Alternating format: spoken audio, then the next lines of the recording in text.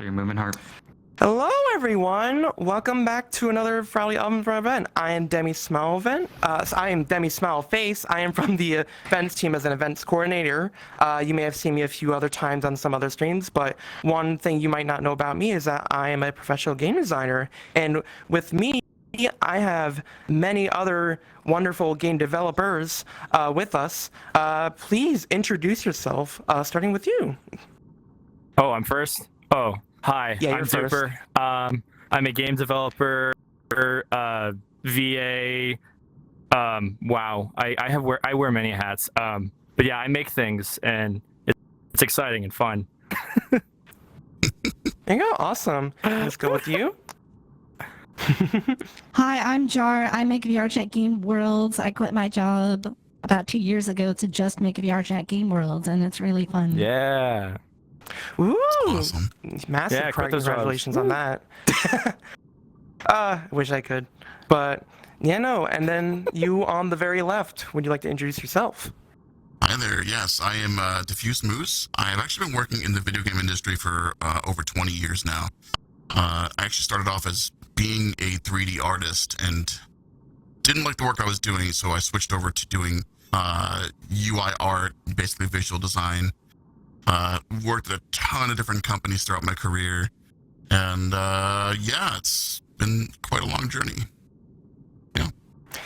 There you go. Awesome. I will let everyone know this is a Q&A panel. Everyone of our guests here are here to answer your questions, including me.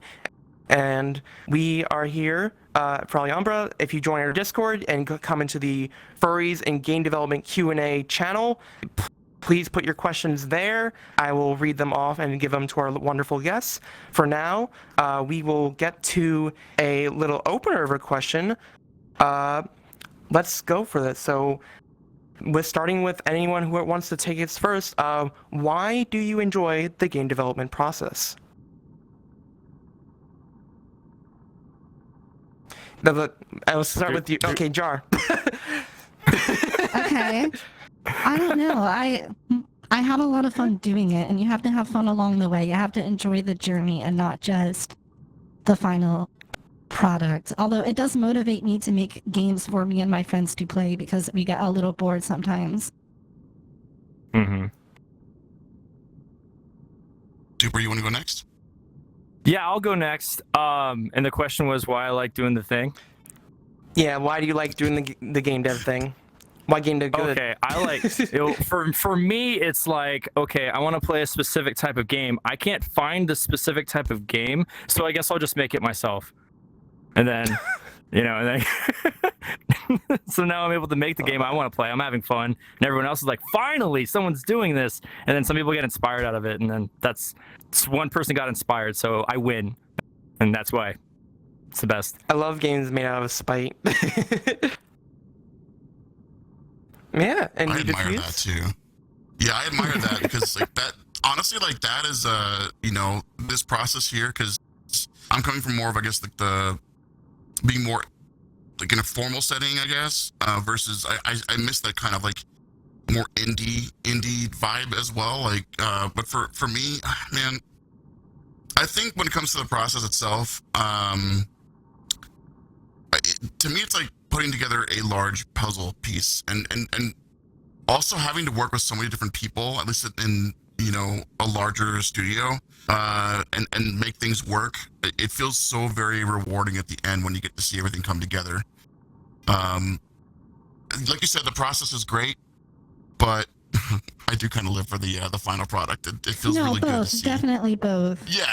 No, definitely. But yeah. There we go. Awesome. So now we're going to move on to the questions answered by our wonderful attendees. Thank you all so much. We have a lot of questions rolling in. Thank you all so much. Let's start with Kiko asking a nice little theoretical question. When developing games, what inspires you to keep going?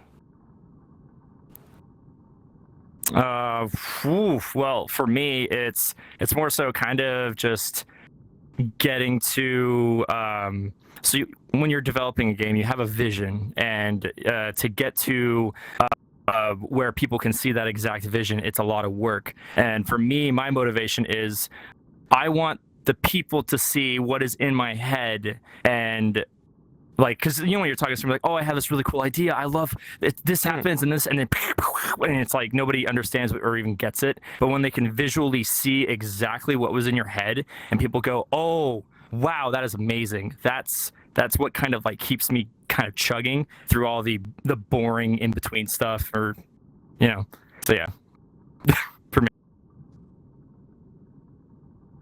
Okay, I think what motivates me is when I have something happen that makes me feel good about what I'm doing. And I guess the goal is to make something that is fun. So the best feedback that's positive reinforcement is when you realize that people are having fun, which isn't always easy because you're not just going to ask them. It's when you realize somebody looks forward to playing something that you made, or it's just you notice that they're having fun. I love that. I like setting up I like enabling an activity. So when that's successful, it makes me want to do it more. My fun anecdote about how to know that I'm on the right track is I'll throw together a lot of smaller prototype things, and some of them are fine, some of them are a little boring or didn't turn out the way I thought it would. But it's really great when some friends or a friend of a friend will be like, hey, can we go back to that weird little prototype you made with the forklifts that drive off a cliff and crash into each other and stuff? I'm like, oh, that was fun. Yeah. That's amazing. I didn't realize you were having so much fun with that, but I want to go and do that more. Yeah, it's stuck with them. Yeah. Yeah. Yeah. For me, I think it's, I mean, these are all fantastic answers, man. For me, like, it's also just a matter of finding inspiration through other talent out there too. You know, whether you're going through people's portfolios, you're going through Pinterest or whatever, you look up, you know, for me at least, like UI design, getting to see like what the latest trends are, what people are doing. Also, like, I got really excited recently because, you know, some of the people that I work with are doing a lot more work in UI with materials and stuff like that. And materials, to me, I'm not a super technically minded person in general. I rather just create the art itself. I don't mind implementing basic stuff, but like coding and everything, it's just over my head. I get really easily overwhelmed by that kind of stuff. But when I see the power of something, and like in materials in particular, like really cool animations and stuff that you can do with it's very, very powerful. And like sometimes finding those tools and everything that you can relate to really like kind of lights a fire under my personal butt anyway. So yeah. There you go. Awesome. Our next question is from Tushy, who is our chat moderator. Thank you so much. I like this question a lot. How do you figure out what part of the pipeline you like the most? When should you focus on what you like most versus what's mostly land you a job?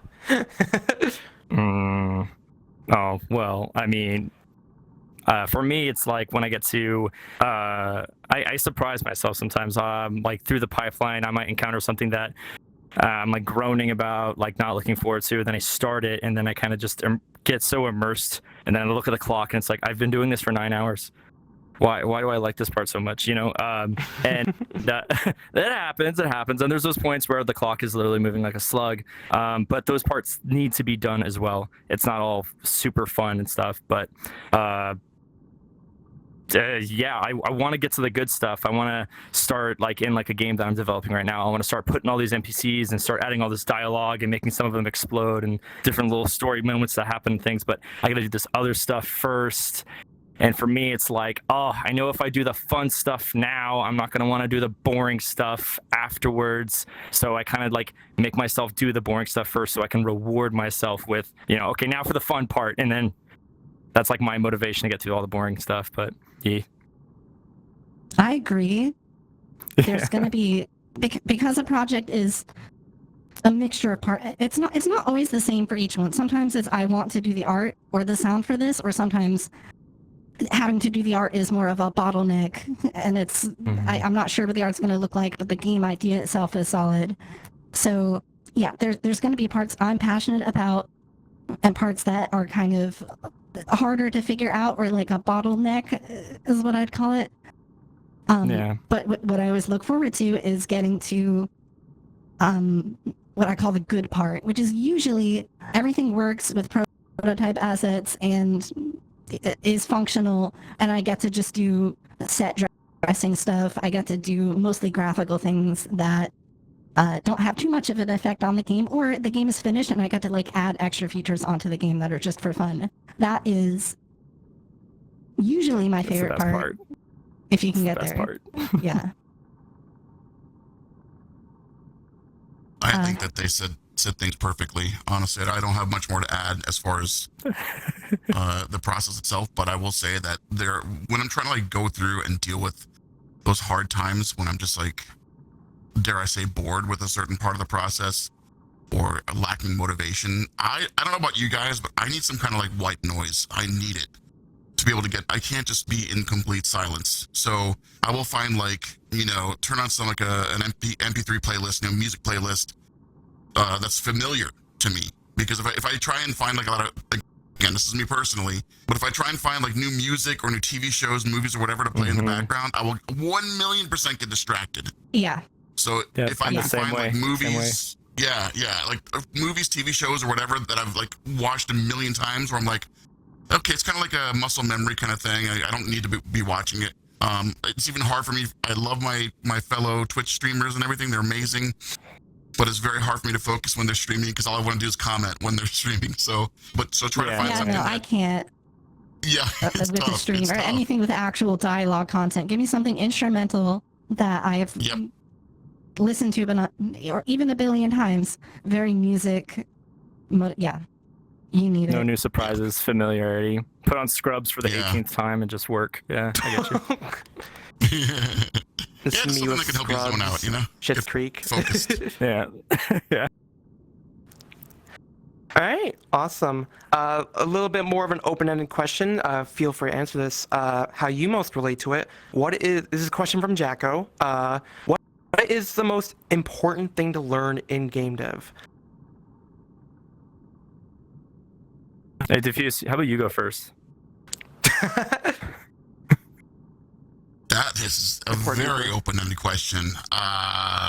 Yeah, so let's say, what's the most important thing that you have learned in game dev that you personally relate to? I think that because I know that there are quite a few people out there who don't enjoy the process of going through college and university and all that kind of stuff, and I get that. Like, because I feel like this day and age, a lot of part of game development you can learn on your own, just going on like YouTube. There's so many like free resources out there where you can learn things. But I would say one of the most important things, at least if you want like a professional game dev job, is honestly being able to work with teams. Yeah, sure. If you want to work on your own and you want to try and risk it and go out in the wild, be your own one person, dev team, indie dev team, go for it. But a lot of studios want to see that you can work with a team effectively, that you have, honestly, hopefully at least decent, social skills to be able to communicate with your teammates. And also like in the face of something, you get roadblocked by something, you get bottlenecked. You can't just kind of like cower in a corner or like be too frazzled and not say anything, because that affects deadlines. And if you miss your deadlines, you're going to lose your job, right? That's just going to happen. So I would say outside of the basics of like, if you want to be an artist, obviously work on your portfolio. If you want to be an engineer, programmer, work on your coding skills, definitely try to find a team that you can work with, whether it's like a dev team online or entry-level position somewhere that you can prove that you can work with a team. You're definitely 100% right. I can't speak to it too much, but like every professional like salary environment for tech in general or game development is going to want that, definitely. And about being able to teach yourself stuff, I think that's what I would say is the most important thing. I think you mentioned just starting out, but also just in general, because you're going to do this all the time.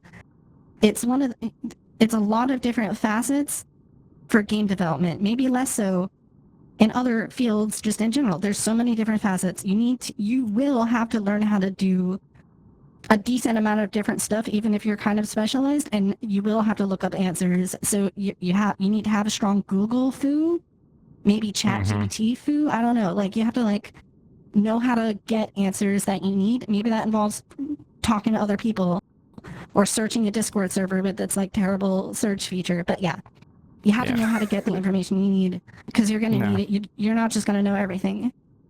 Totally agree. So starting out, that's the most important. I think ongoing, as somebody who works pretty much just by myself on the actual world making part, so less like with a team. Yeah, teaching yourself stuff, ongoing struggle. Also, most important tool in your toolbox, listening to people and getting feedback. And that's not like taking suggestions like a lot from gamers, because that's not necessarily good, but listening, and that also means observing. So your process should, especially if you're by yourself and you're just like in your own head, should include getting the opinion about what you're working on with as many different type of people as you care about. More perspectives is going to be your number one like weakness if you're working on a game by yourself. So show your prototypes to people and see how they're doing often, because normally in a team you'd have a lot of opportunities to catch stuff and have different opinions about things. Just keep that in mind. Very well said. Yep. Yeah. Definitely another one is taking criticism and feedback in stride. That's a big one. I know you'll have like an idea in your head and you're trying to put it out there and stuff, but at the end of the day, you're making a game for the world. You're making it for people. These are the ones that, you know, are going to be, you know, grabbing your game or buying your game, or, you know, so like what they come and tell you, like, yes, there's like, you know, there's just some mean people, but then there's people with like genuinely good feedback, and just try not to take that personally.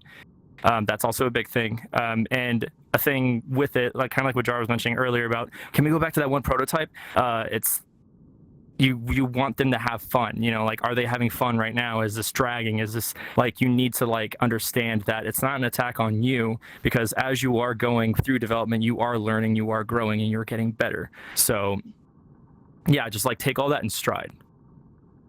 Yeah, I do want to like bounce off that. Yeah, like one of the most important things I kind of learned when I was starting out is that it's completely okay that an idea or system or project as a whole that you have is just bad. It's completely okay. The most important thing to know is that it's completely okay to make mistakes when you're learning, when you're doing things, even if you're very experienced. The mistakes you make help you learn to do better things later on, and that's kind of helped me out a lot. But yeah, we have another question from Coda with Soda. This is a very specific question. I'm currently QA for a game company, and I want to move up, but I have no schooling. Could self-teaching help? And I will start off by saying quality assurance, if you love that, is extremely respectful. Quality assurance is very vital at a lot of different bigger game companies, so good on you for that. But in the realm of helping themselves learn, how do you usually have your process for learning to do certain processes? Well, definitely if you're working for a, you know, like right out of the indie scene, maybe like a slightly bigger company, or even an indie company or something. See if there's somebody else like within the team that you can maybe shadow. Maybe you can like learn from them too. You know, maybe like pick up some of like what they can. Just like really just like talk and like ask around, because kind of like we were talking about earlier with the whole teamwork and communicating with your team. In doing that, you're like, you know, oh, I really like what you do too, and it's like, oh, well, you know, let me show you how I do this, and then congratulations, now you can do that.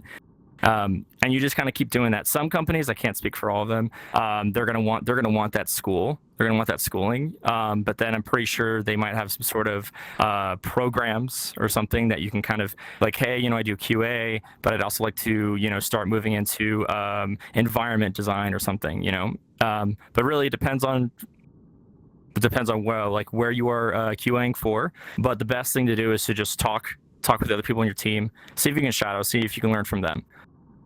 That's my advice. I probably don't have the best advice for this because I didn't do this specific shift or notice that kind of shift. But like speaking, I guess just in general, I don't know how old the person asking this question or like how much experience they have, but in case you're wondering, okay, you're moving to move up. I don't know. I've seen companies be more flexible than originally imagined. I guess it's just like, this seems like a great question for whoever your superior is. Or these guys who have more experience. Yeah, I don't know. Well, I definitely want to piggyback off of what Dooper said, which is really excellent advice. And I think it is really a matter of feeling out the company that you work for, because I've definitely, number one, I've seen people from QA. I hate to use the word graduate, but, go from QA to something else. Usually they go to like game design or, something like that. Not always, but, that's a pretty typical kind of career path that they take. Definitely, like you said, shadowing people is great. If you have learning opportunities through the company as well, like I know at Riot, they have opportunities for you to take like Gnomon workshop classes and stuff like that. So things you can do to teach yourself. Again, we talked about YouTube already. Going on there, if you can't afford certain things, definitely start.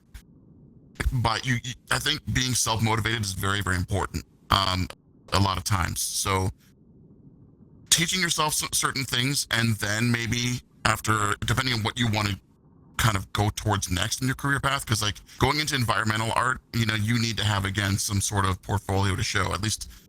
Yeah, that's a portfolio issue. Yeah, exactly. And you can't just go from QA saying, hey, I want to be an environment artist. It'd be very rare. I'd be very surprised. Yeah, like if an art director's like, okay, yeah, sure, no problem. Like, no, you got to work towards that. Yeah. There you go. Awesome. To go back to a more loose-ending question, this is from Mama Volta. For each person, what to you is the hardest part of your game development? For me, time. Understanding that the process isn't, like that game isn't going to be made in like a month and then it's out there, understanding that it's going to take a while. One of the games that I've been developing has been in development for almost 2 years, and I want it out now. I want it out so bad, but I can't, I got to make sure that everything is perfect, through everything, including QA and game rating and porting for consoles and stuff. It's just accepting that it's gonna take a while. It's not going to be overnight kind of thing. That was like one of the first things I had to learn. I still, to this day, I still beat myself up about it, because I was like, you got to play I can't talk about any of this, so I got to sit there and just like twiddle my thumbs. So that's probably it for me.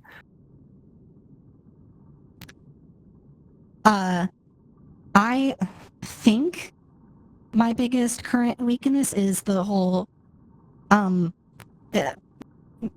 guess, publication / social media side of finishing a indie game, which I tell myself is very important to focus on in the year 2024. And I've heard that, it makes sense. You kind of have to, you wear a lot of hats, and one of those hats sort of is like social media brand manager. Even if you are one person, like you do need to like know how to get the word out about your game, at least to some. Even the overnight success like miracle games do a decent amount of this. You just don't know it. And people tell me it's not a huge deal, and like apparently what I'm doing now is fine, but I do think I would like to get better at public speaking, video publishing, and communication with the greater internet. I think that would also be super beneficial, because I've done a lot of stuff behind closed doors. It's something I want to get better at, but I don't know how important it really is. I don't know.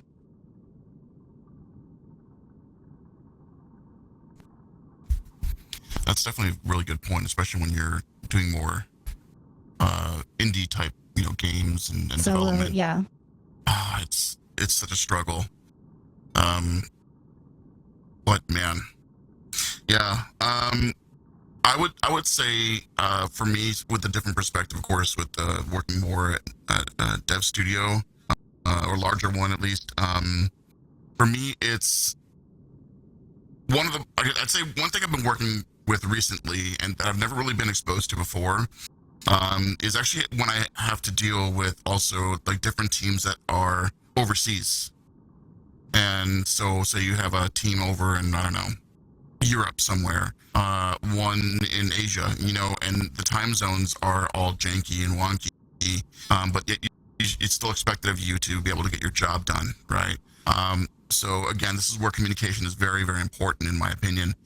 And you've got to be able to talk with your producers, with the engineers, at least again, from an artist perspective, dealing with the engineers that you talk with on a hopefully semi-regular basis, and making sure that you're all aligned, and being able to pivot as well is very important. So like if you know that things are kind of going awry a little bit, you're not getting the answers that you're looking for, or again, bottleneck issues, set up a meeting as soon as possible, and don't be afraid to rope in people that you need to. Again, producers, engineers, anyone who's involved with that particular issue that you're dealing with, or that kind of micro project. I will also say, at times, don't be afraid to, if you feel like you're sounding stupid or something like that, don't worry about it. I think it's better to clear the air than assume things or try to make yourself seem like you're smarter than you are, and then you fail as a result of not getting the answers that you're looking for. So yeah, that's kind of my answer. I think artists and engineers communicating to each other is famously a point of contention in video game making, just because they're so left brain and right, but generally left brain, It's right so brain hard. trying to talk to each other. Yes. But if you are on one of those sides, having great communication skills and also just being able to like work and understand kind of the other half of that dichotomy, very good. I've noticed. I know exactly what you mean. I know exactly what you mean. And what did I want to say on top of that too? I don't know. I lost my train of thought, but that's a very good point. Yeah. No worries. Just bouncing off that, through my field, like as a game designer, a lot of our skills rely on communication, because all of our documentation and all of our meetings and anything we do in a spreadsheet doesn't matter if we're not communicating anything effectively. So I very much relate and believe that is a very important part of that communication is very vital to the game development process, especially for teams. And it is really hard sometimes. But yeah, we have another question. I hope I pronounced it right, from Goosey. When you're working on a game, how much does your desired aesthetic or visual style affect your development process and the way you approach the game's design?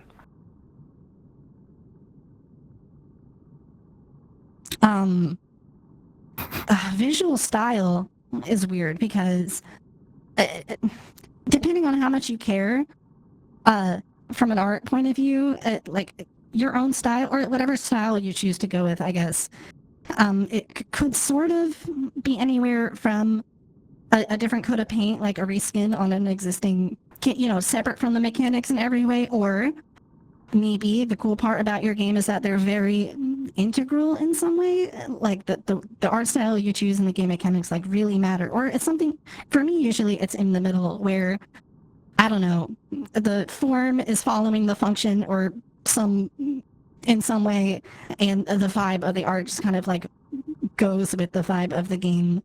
And yeah, generally speaking, my spectrum is how serious is the game. And it tends to be on the less serious side, but I like making games where it's sort of like a party game that ends up being less serious than it's trying to appear as. So I tend to have a like exaggerated somewhere between sure. realistic architecture but with like a exaggerated coat of paint on it slightly. It's whatever works for you is going to end up being what you end up choosing to live with in the final product. So it's definitely art style. That's something you find for yourself. I like to care about how much it matches the game, but your mileage, what I'm saying is your mileage might vary. And I don't think you can go too wrong unless it's like a major mistake in some way. You'll know. Yeah. You know, if I may bounce off of that a little bit, I know one thing I kind of learned throughout my time developing games is that specifically on the part on desired aesthetic, I feel one thing I design well is building off of an emotion. Usually when I build my games, I try to say like, okay, let's say I want a game to be very intense, a very, very high stress situation. So I might design mechanics to be very fast paced or have rapid decision making. There's a lot that goes on of like building on your emotion that kind of feeds into like all of your other decisions in the game development process. So yeah, that's my takeaway. Is there anyone else who wants to riff off about this question? I mean, Jar kind of nailed it for me because like my whole thing's Yeah. low poly, so yeah. Yeah. But That was well said. I mean, starting from an emotional point of view works. You know, your game development style is it not so much that you chose to do the certain style, but the fact that you started from one place and chose to make the game a certain way. It's the angle of approach that is your style, less more what it actually ends up looking like.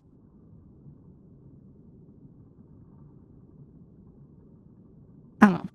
Yeah. Yeah, no, that's awesome. All right, I'm gonna sting everyone real quick with this next question because it kind of stings me. Dr. Wello asks, do you ever leave some projects unfinished? And do you ever come back to old projects? My head hurts because I have a project I've been sitting on for a few years that I need to get back to. My girlfriend's on this audience, she can attest. Oh, I have so many. I'm looking at my uploaded worlds and it's like 200 something uploaded worlds. Obviously, Jeez. only like 15 or 20 are published, but there's a lot of Wow. like alternate versions of worlds that you've seen and a lot of some technical tests, but like a lot of just worlds that just are not great. I'm looking at Skeleton Canyon. Was stupid. Let me see. Alternate version of Dead Men Walking called the Bone Zone. Separate from Skeleton Canyon. Okay, no, that didn't work out. Okay, I love these names Kitchen so Cooks, far. but with like 250 things in it. That didn't work out. The Blueprint Zone, the fake artist game. Yeah, I mean, so much doesn't work. I go here, I get the minimum viable, like, testable thing and go with friends and see if I can find any, like whether the fun that was in my mind's eye, or any fun at all, like, is manifested in some way and is observable in some way. And if it is, cool. Maybe it's not the fun I was looking for, but, you know, my friends will let me know what was fun or not. And depending on what clicks, I'll be like, okay, let's take this to the finish line, or, you know, at least like further. I have a bit of a sub-question for you, Jar, then, in that regard. In your particular process, do you, with these prototypes, basically, are they more gray boxed, or how fleshed out do you make them? They're very much gray boxes to start, because I find art so time consuming. The only time it matters is when kind of the point of the game is the spectacle of the art. So this is very rare, but if the whole point is just like, for example, urban vibes, I want to get some assets together, like go enough to like get the vibe across, to because the fun comes from the art in like maybe one specific like little like the idea that I have. Usually though, the fun is separate from the art. I only need to gray box it enough because people will have fun with a untextured rough version. I find that the most important. If you're kind of like an art person and your fun comes from more of an art perspective, like more of a, like, I don't know what to say about that. But if you're making a walking simulator, the emotional impact might matter, and you might have to go further with the art in that first little test in order to like notice the reaction that you're looking for. Right. But I would say only go as far as you need to go with a prototype before you start showing it to people. That will save a lot of work. They say this about game development where most of the projects, like most of the functional stuff, can be done kind of in a small time frame, right? But then as you polish it, like and maybe get toward release, on the other hand, the last like 5% of the way to getting to the finished product takes like 90% of the time. So yeah, the point of the prototype is to just sprint quickly to that good stopping point where you can play it.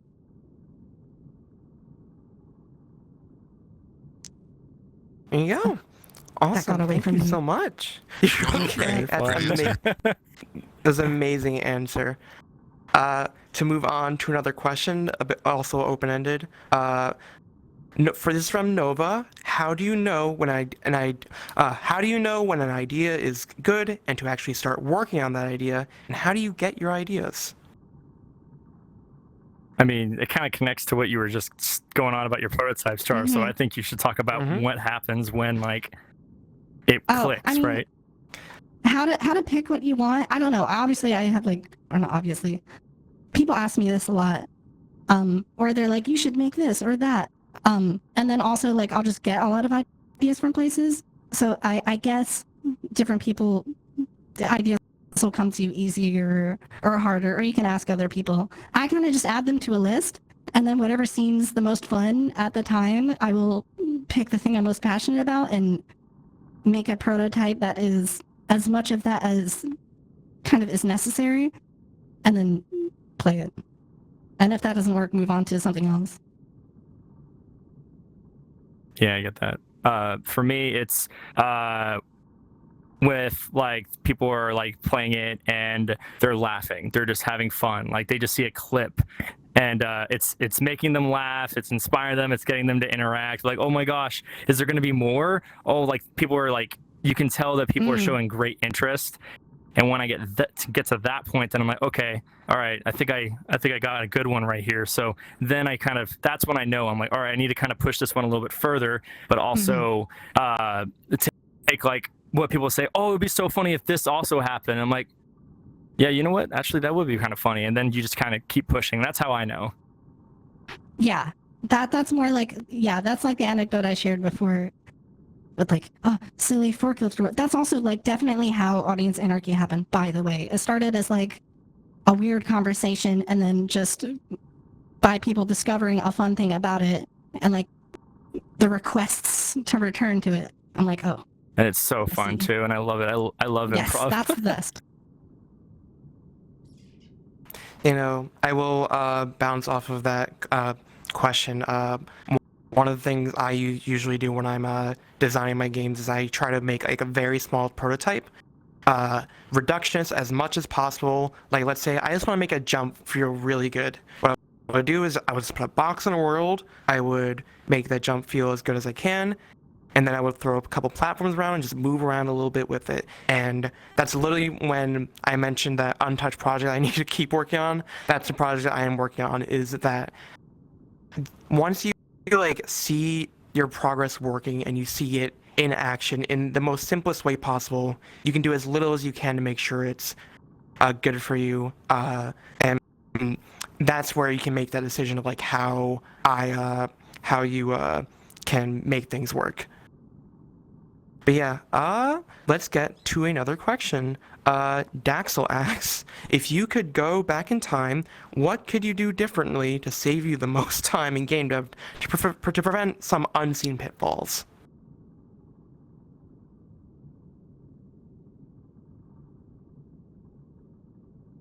That's a tough one. Yeah. Oh, okay. Mine are way too personal. It's Mine are also okay. pretty specific to the current project, but Yeah. I haven't really talked about this, especially out public like before, but I don't know. I'm working on stuff right now. I thought it would be fun to have a cool Patreon perk to like see what I'm working on behind the scenes, but because I was really looking for just ways to thank my supporters. In retrospect, I think I should have maybe held off on that because I know that's not necessarily how I work. Because it feels really bad to go back on something that you've already teased. And Right. if you're in my like backstage supporter thing, you've seen I've kind of backtracked on an idea or two because I was excited about it. I figured let me announce this, and then people are like looking forward to it. Cool feedback. But then I'm like, I kind of need to, like, for my own purposes, to like get this done. I kind of have to scrap this and rework this. I hope this doesn't disappoint anyone. I hope it doesn't look like a broken promise. It would have saved me time because I try to like find a way to make a compromise, but it takes time to like do design decisions. It would have also just saved me like some heartache if I had just held off on announcing some stuff. You know, that's not to say don't share what you're doing. It just wasn't like how I operate. And looking forward, definitely gonna do that different. Right. I think it's probably not as bad if you're sharing that information with people. And I mean, because I know Patreon's like a subscription service, right? I don't really use it myself that much. But I think once my interpretation is like once like money starts getting involved and people are subscribing, like you feel more of that pressure, that obligation to do it, right? To follow through. It's true. It's not the point, and I think a lot of crowdfunded people and like creators probably, from what I've seen, have a similar sentiment. But you want to like keep doing your own thing, and people will respond well to it if they like it, and just like stay true to yourself and not definitely not let the finances affect your decision making, your design decision making, unless that's like, I don't know, maybe the point. Sure. You know, your monetization strategy may vary. There you go. All right. Let's just go into a question about more opinionated. Any opinions on game jams? This is a question from Everett. Do What it. was it? Absolutely Opinion on do what? I'm it. sorry. Game jam. Wait, what is it? Oh, game jam. Oh, yeah. Game jams, Mhm. yes. Yeah. Just Do it. Especially when jams you're are younger. 100% Oh yeah. do it. They're really good. It's so, you have to understand, it's so low commitment. Like, what else are you gonna do with your 40-hour period on the weekend? And you definitely get a lot out of it. You get what you put in, but you get a lot out of it. Game jams are, look up why game jams are awesome, but something I think people don't talk about enough about game jams is if you're in one sphere of game development or one role, it's a great time to like dip your toes into trying something completely different because you're essentially like a student. You know, if you've never done 3D modeling, you know, just join a team already doing a little 24-hour game jam and like make some really cruddy models. That's a fun way to get your stuff used by people who want to use it. I think I feel like you're one almost thing forced. that game jams help with me a lot is that like they just let you experiment and learn. Especially they give you the opportunity to just there is no pressure, like you say. There's low commitment. If you don't finish your game or you mess up, it's okay. It was only a weekend, and all is well. I remember doing a game jam, and I just wanted to mess around with this one idea of just like, let's just have the platforms move and the player is stable. So the platforms are moving right to left, and the player just has to get a score, like with every other platform they get. And it was a very small game, and you know what? It helped me learn a lot of programming. Helped me learn a lot about some procedural generation. It was vital for my coding experience when I was doing that. So yeah, game jams are a great way to learn. And depending on how All much right. you care about the deadline for a game jam submission thing, you could say, let's try this and not care whether we finish this idea to completion, and then try some ideas you never would have. Sometimes when I've tried it, it ends up being an exercise in cutting stuff, cutting corners, and just like, what can we get away with to make a functional game? But definitely not everybody does that. You don't have to make a finished game. Right. There you go. We have time for a couple more questions, I believe. So let's get this question from. Sure, why not? Let's go for this. Stinker Frog asks, is solo indie game development a viable job option? Dooper. Oh, hi. Well, define viable. I mean, it's really rewarding. It's fun. It's gonna get you beef top ramen packets, but like, you know, I mean, really though, as a solo, like, well, as an indie developer, right, it's best to, you can make it viable if you build up kind of like an audience, you market yourself, you know, well, and you can kind of have like a Patreon or something, because there are people that are going to believe in the project and they're going to want to help out in any way they can. You can make that work, but, and I mean, really, it's just, if you work your butt off, you can absolutely make it viable. Yeah. Yeah. I also just want It's to like bounce viable. off that. Oh yeah, no, you go ahead first, Jar. For everyone, I don't know. I mean, it's objectively viable for some people. There are solo developers. Are you able to do it? Maybe. Yeah. I would say one thing I want people to recognize is that, remember, game development is also more than a job. I want everyone to just hear this. It can be It's a hobby crazy. as well. I love just doing, like, talking about games, like experimenting with some mechanics just in my spare free time. It's just fun to do in general. We just want to make sure that, like, there's more to game dev than just our careers. But, you know, again, I have friends who are indie developers, start off like right out of college and made it work very well. So it is viable. There is a lot of like variables involved to make it work, but it is possible. Let me try to find one more question. Oh, this one will be a good last question to end on. Sierra's 101 asks, are there any good tips to getting over imposter syndrome? Because I'm sure we've all felt that, haven't we? God, yeah. Yeah. It's weird. I mean, I'll speak for myself. I've had a couple of instances where I've told that my designs weren't good enough. And, like, I'm a pretty emotional person. That cuts deep. It really does. But then I've had some people say, like, you're the best UI designer I've ever worked with in my career, period. So it's like, it's weird. It's also, it can be a very subjective thing, you know? I think the best thing is just to, like, not beat yourself up about it as much as you can. I know how hard that is. It's very difficult, especially when you're putting yourself out there when it comes to art. Like, it's everyone can see it and everyone's got an opinion on it, right? So as long as you keep working your best, that sounds so cliche or cheesy, but really, as long as you keep, like, working towards self-improvement and learning, like we've been saying throughout this entire kind of meeting here, it's just, I think you worry about that kind of stuff a little bit less as you feel more confident in your skills. The more you learn, you know. Right. So, Yeah, this falls under the category of a lot of us have been there. It gets better. Yep. Also, I don't know if this helps, but it is kind of one of those things that's a good problem to have, as opposed to actually not being good enough.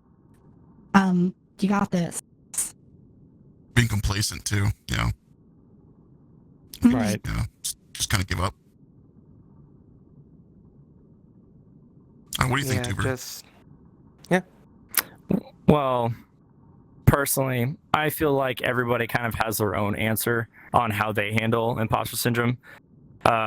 For a good way to look at it is, if you are experiencing imposter syndrome, a good way to look at it is how you're going to handle this, right? And it's kind of like, in a weird way, you're kind of like gaslighting yourself a little bit. You're just like, oh, am I even good enough to? It's like, all right, I'm gonna get better then, and you're kind of just like, that's what I used to do, and I know. So like now it's like I'll have all these weird situations. I'll watch like the ending of Gurren Lagann, and then I'll lock myself in on my computer for like the next 5 hours, and I'm just like, now I'm better than I was 5 hours ago. So 5 hours ago, Dooper can go screw himself, but that's me.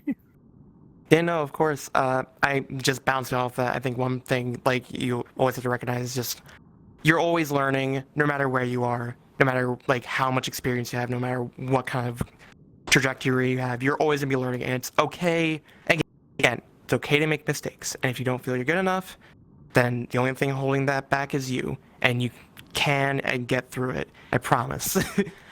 All of you are great out there, but that should be a wrap on our Q&A time. And would any of you like to advertise where we can see any of your work? Starting with you, Dooper. Okay, all right. Hi, I'm Dooper. I stream on Twitch. You can check me out as Dooper on Twitch, just Dooper. I'm Dooper64 on Twitter. I post game development updates on there as well. You can find me on YouTube where I make animations, which I also do animations for games. Dooper64 on YouTube. I just helped out a game that just announced its release later this month called Frogun Encore. Check it out. They just announced it like 3 days ago. The release date's later this month. Check out Frogun Encore. I worked on that. And then also check out Toasty the Game, or Toasty AOD on Twitter. That is my full-time game that I'm working on as well right now. And the other things are NDA, so I can't say anything else. Your turn. Well, like we touched on before, I'm not huge social media yet, but I'd like to try. Obviously, I am on Patreon, and I'm also on Twitter, which is kind of the only thing I'm tweeting lately is when game is coming out. So if you want, we all play VR chat. Games take a while to make. If you want to like know right away when I finish some cool game, Twitter is VR_jar. Patreon is also VR_jar if you want to support because you like my worlds and stuff.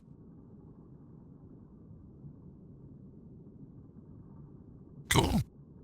And again, DiffuseMoose, you guys, thank you for having me. By the way, Demmy, if you want to check me out at all, my portfolio, at least when it comes to UI design stuff, is woefully out of date. I don't even have like a website anymore. I need to work on that. It's bad. But if you want to check me out at all, you can check me on Twitter and Twitch. I stream 2 days a week, usually on Fridays and Saturdays when time permitting. And I do occasionally do some art streams, mainly pixel art streams. So yeah, it's just DiffuseMoose on Twitch and Twitter.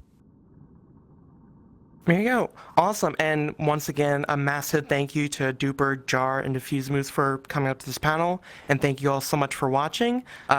We have a great amount of left of our Furality Umbra experience. We have our Benji and VR Chat Victory performing, our charity auction coming up soon, and then our closing ceremonies. Tune in, stay here. Thank you all so much for watching. Enjoy the rest of your Furality.